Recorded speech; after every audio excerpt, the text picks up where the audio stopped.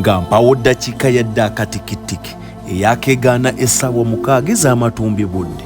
Omukulu amanyikiddwa nga Makabayi Enrico awoomyemu enteekateeka ez'akalulu akabadde kayinda mu bitundu bya Kawempe ey'omumambuka ng'eno esangibwa mu kibuga Kampala wakati w'ennyini.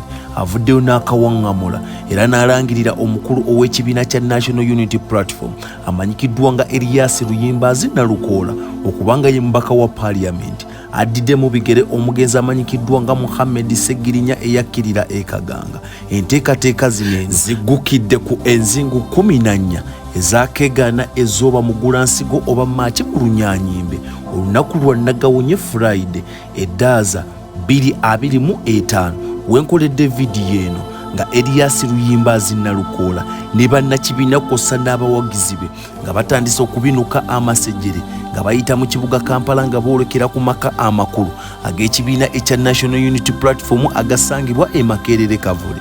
Oluvannyuma lw'okulangirira ku buwanguzi buno, omukulu amanyikiddwa nga Nsereko Moses ng'ono akutte kifo kyakubiri ng'ova wansi oba abasembye.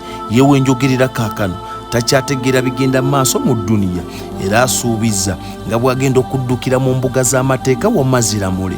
Agamba akalulu ke kabbiddwa era omulangirizi byalangiridde si by'ebituufu. Omukulu amanyikiddwa nga Elias Luyimbazi Nalukoola afunye obululu omutwalo 17,764 n'addirira omukyala ow'ekibiina kya NRM amanyikiddwa nga Nambi Farida Kigongo afunye obululu nusu 8,593. Munywanyi waffe eyali omumyuka w'omugenzi Muhammad Seggirinya amanyikiddwa nga Luwemba Luswa Muhammad afunye obululu 240 bwokka. Eyakutte ekifaawo ekyokusatu bamuyita Mulerwa Hanifa Karadi afunye obululu 381. Ate bwanattu amanyikiddwa nga Mukibi Sadati abasinga nga mumanyi nga Khalifa Aganaga ono yajjidde ku kkaadi ya FDC akuulise n'obululu 239 bwokka.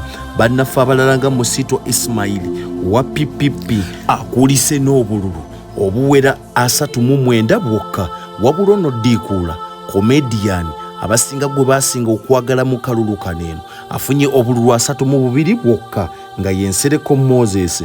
Ate omutabani w'omugenzi Obote amanyikiddwa nga Engeni Maitumu Edward Stanley akuuliseyo n'obululu 22 bwokka. Era enteekateeka zino zigenza okuwunzika ng'ow'ekitiibwa looya munnamateeka amanyikiddwa nga Elias Luyimbazi Nalukoola ssaawa yonna agenda kuba akuba ebirayiro ayolekere ssetteeserezo oba olukiiko lw'eggwanga olukulu. Wabula akalulu kaneeno okusinziira ku baakalondedde okuva ku makya kabaddemu kibooko, kabaddemu ab'ebyokwerinda nga be baana baliwo era bannamawulire enkuyanja bakubiddwa abalala ne bakwatibwa. Wabula gye bigenza okuggwa ng'akalulu ka kimpowooze era omuwanguzi n'alangirirwa mu bitiibwa ebya waggulu. Ngenda kukuleetera updates nkuyanja.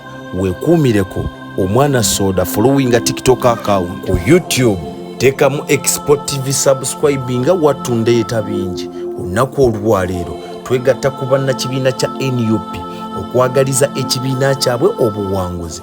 Bepo n'abo abatawangudde Namugereka Ddunda bw'atyo buwagize ku lwa Katonda n'ensi yattu Uganda. Nze omwana soda. Export TV to the world.